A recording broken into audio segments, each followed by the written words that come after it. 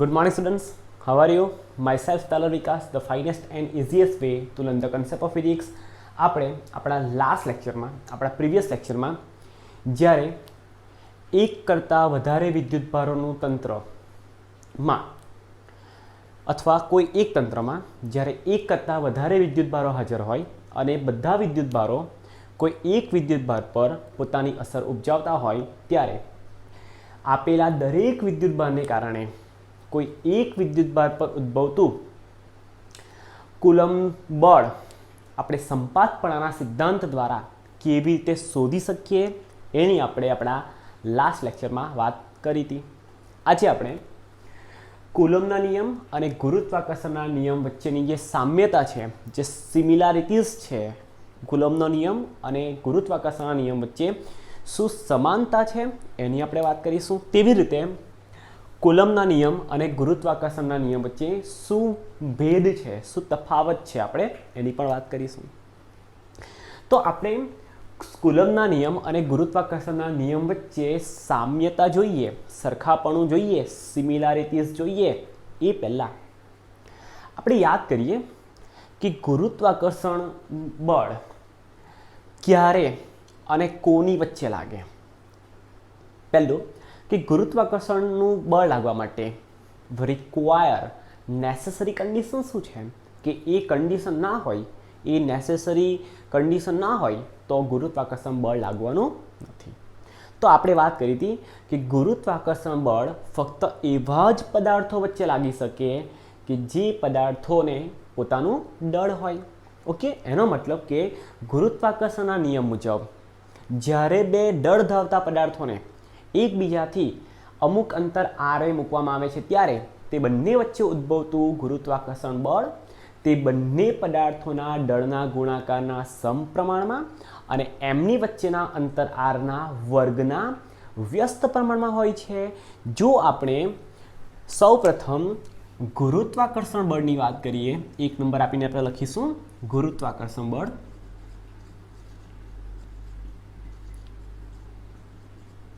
જો આપણે પહેલાં ગુરુત્વાકર્ષણ બળ એટલે કે ગ્રેવિટેશનલ ફોર્સની વાત કરીએ તો ગુરુત્વાકર્ષણ બળ માટે શું લખી શકાય? ફર્સ્ટ મુદ્દો કે બે દળ ધરાવતા પદાર્થો વચ્ચે ઉદ્ભવતું ગુરુત્વાકર્ષણ બળ એટલે કે ગ્રેવિટેશનલ ફોર્સ Fg બંને પદાર્થોના દળના ગુણાકારના એટલે m1 ગુણ્યા m2. પહેલા પદાર્થનું દળ m1, બીજા પદાર્થનું દળ m2, બંને પદાર્થોના દળના ગુણાકારનો શું કર્યો આપણે? બંને પદાર્થોના દળના મૂલ્યનો શું કર્યો? ગુણાકાર તથા તેમની વચ્ચેનું અંતર આરના વર્ગના વ્યસ્ત પ્રમાણમાં છે. એનો મતલબ કે ગુરુત્વાકર્ષણ બળ, ખાસ ધ્યાન રાખજો, એનો મતલબ કે આ જે ગુરુત્વાકર્ષણ બળ છે, ગુરુત્વાકર્ષણ બળ વર્ગના વ્યસ્ત પ્રમાણના નિયમનું પાલન કરે છે. વર્ગના વ્યસ્ત પ્રમાણના નિયમનું પાલન કરે છે. ઓકે, એટલે ગુરુત્વાકર્ષણ બળ શું કરે છે? વર્ગના વ્યસ્ત પ્રમાણના નિયમનું પાલન કરે છે. ચાલો હવે આપણે કુલમના નિયમની વાત કરીએ. તો કુલમના નિયમમાં શું આવશે? ચાલો હવે લખીએ 2 નંબર આપીને કુલમનો નિયમ.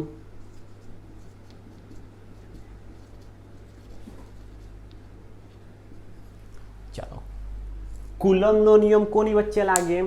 જ્યારે બે સ્થિત વિદ્યુતભારો એકબીજાથી અમુક અંતરે હોય તો એમની વચ્ચે કુલમ્બિયન બળ એટલે કે વિદ્યુતીય બળ લાગે છે. અને લાગતું વિદ્યુતીય બળ એટલે કે એમાં આપણે ફર્સ્ટ લખીશું કે બે વિદ્યુતભારો વચ્ચે ઉદ્ભવતું વિદ્યુતીય બળ એટલે કે ઇલેક્ટ્રિક ફોર્સ ચલે છે બંને વિદ્યુતભારોના મૂલ્યના ગુણાકારના સમપ્રમાણમાં. ધારો કે પહેલા વિદ્યુતભારનું મૂલ્ય છે Q1, બીજા વિદ્યુતભારનું મૂલ્ય છે Q2.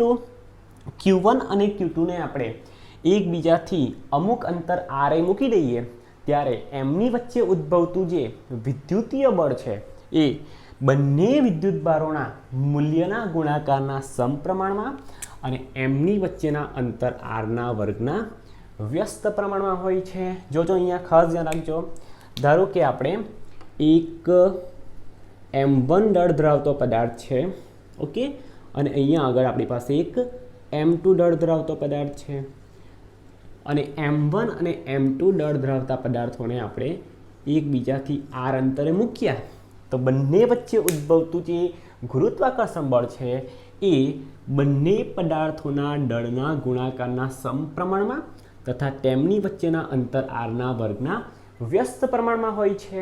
એનો મતલબ કે ગુરુત્વાકર્ષણનો નિયમ વર્ગના વ્યસ્ત પ્રમાણના નિયમનું પાલન કરે છે।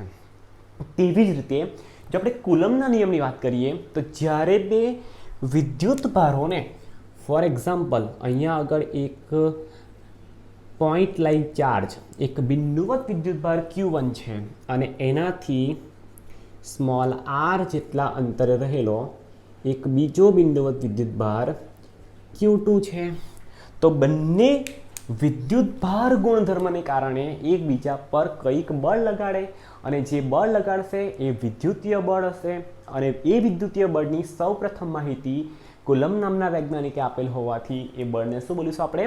કુલમ બળ। તો અહીંયા આપણે જોઈ શકીએ છીએ કે આ જે કુલંબ બળ છે એ કુલંબ બળ પણ કુલંબ બળ ગુરુત્વાકર્ષણ બળની જેમ વર્ગના વ્યસ્ત પ્રમાણના નિયમને પાલન કરે છે, પ્રમાણના નિયમનું પાલન કરે છે।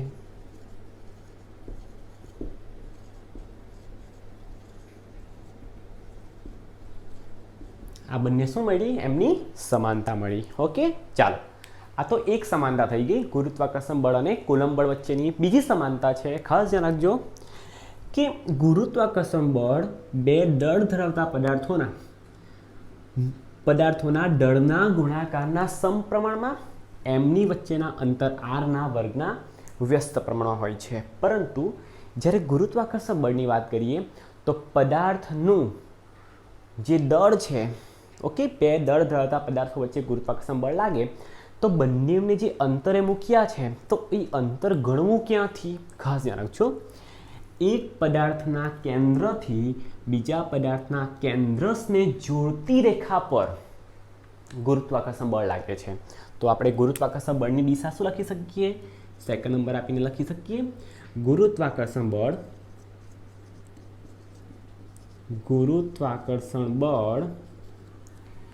બે દળ ધરાવતા પદાર્થોના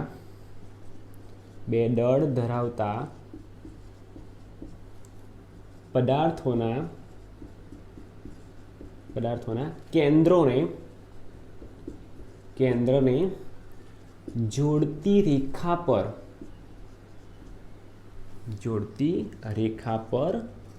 ઉદ્ભવે છે।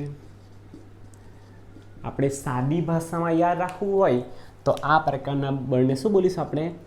Centre to centre force. એટલે એક પદાર્થના કેન્દ્રથી બીજા પદાર્થના કેન્દ્ર તરફ શું કરે છે? બળ લાગે છે। યા તો બંને પદાર્થોના કેન્દ્રને જોડતી રેખા પર લાગતું હોવાથી આપણે એને શું બોલીશું? Centre to centre force. એનો મતલબ કે બે પદાર્થોના જે દળ છે એ દળના કેન્દ્રોને જોડતી રેખા પર ઉદ્ભવે છે।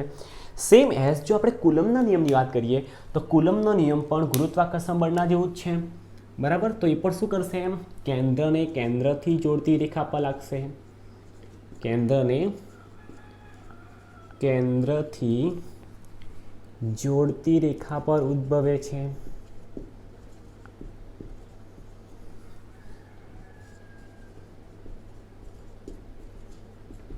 ઓકે, ચાલો, આ થઈ ગઈ ગુરુત્વાકર્ષણ બળ અને વિદ્યુતીય બળ વચ્ચેની સમાનતા, સામ્યતા। જો આપણને એક્ઝામમાં પૂછાય 2 માર્ક્સમાં કે ગુરુત્વાકર્ષણ બળ અને કુલંબ બળ વચ્ચેની સામ્યતા જણાવો અથવા સરખાપણું જણાવો તો આપણે શું લખી શકીએ કે ગુરુત્વાકર્ષણ બળની જેમ કુલંબનો નિયમ પણ અથવા ગુરુત્વાકર્ષણ બળ અને કુલંબ બળ બંને વર્ગના વ્યસ્ત પ્રમાણના નિયમનું પાલન કરે છે। બીજું કે બંને બળ પદાર્થના કેન્દ્રથી કેન્દ્રને જોડતી રેખા પર ઉદ્ભવે છે. એક પદાર્થના કેન્દ્રથી બીજા પદાર્થના કેન્દ્રને આપણે જોડીશું તો એ જોડતી જે રેખા બનશે એ રેખા પર બંને બળો લાગશે. ઓકે, ચાલો. તેવી રીતે કુલમ્બના નિયમ અને ગુરુત્વાકર્ષણ બળના નિયમ વચ્ચેનો તફાવત જોઈશું કે કુલમ્બનો નિયમ એ ગુરુત્વાકર્ષણ બળના નિયમથી કેવી રીતે જુદો પડે છે, કેવી રીતે અલગ પડે છે. ચાલો આપણે પહેલાં વાત કરીશું ગુરુત્વાકર્ષણ બળની. અહીંયા વાત કરીએ એવી રીતના, બરાબર. ચાલો, પહેલું છે ગુરુત્વાકર્ષણ બળ.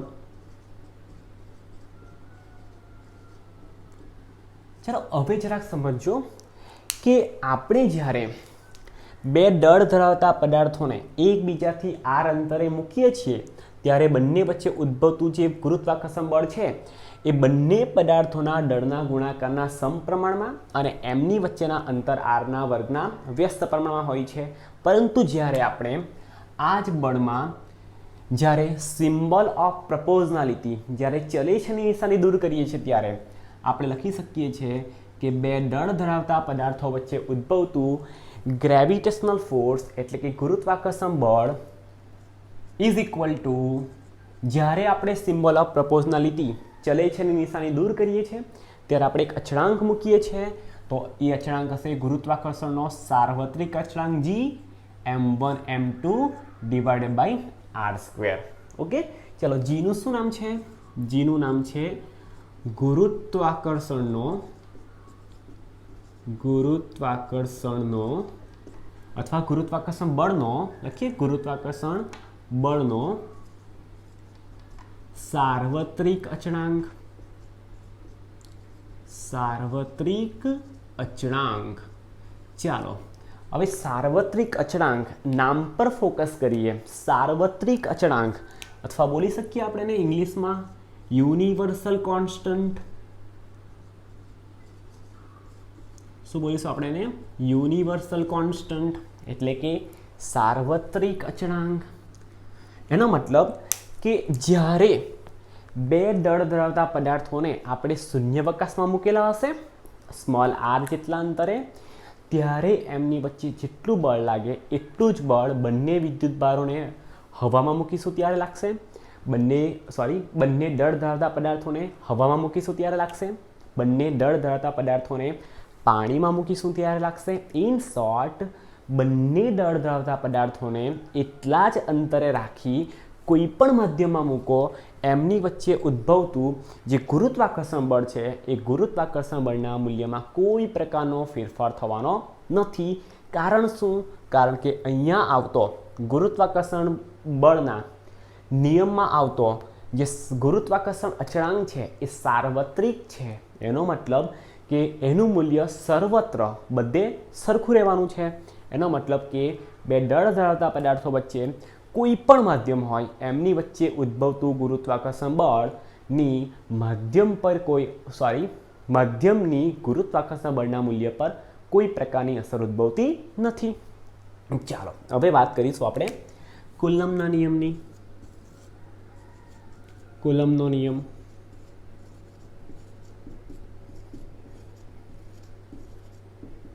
ચાલો આપણે હમણાં જોયું કે જ્યારે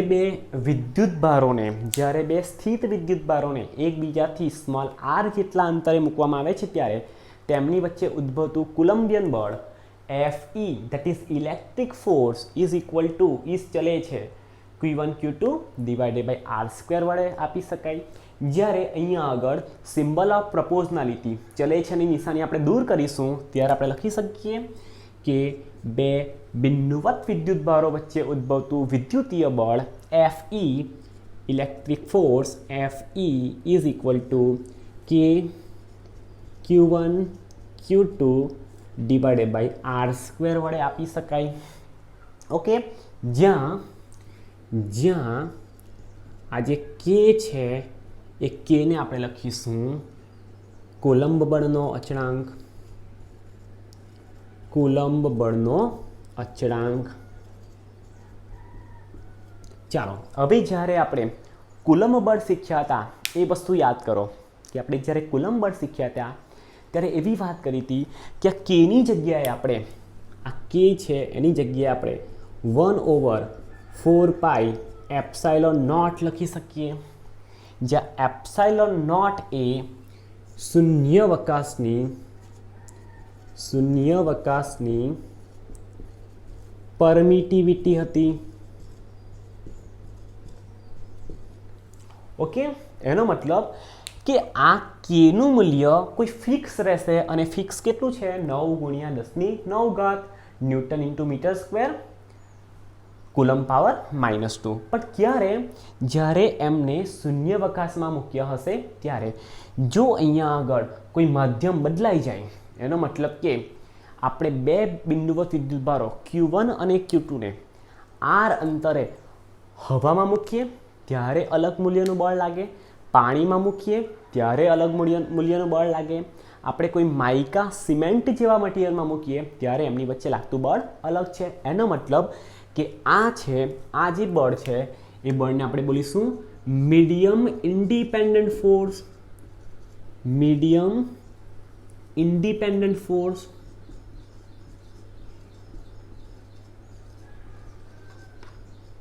શું બોલીશું? Medium independent force. એનો મતલબ કે એ કોઈ માધ્યમ પર આધાર રાખતું નથી. પણ જ્યારે આ જે કુલંબ બળ છે એ મીડિયમ ડિપેન્ડન્ટ ફોર્સ છે.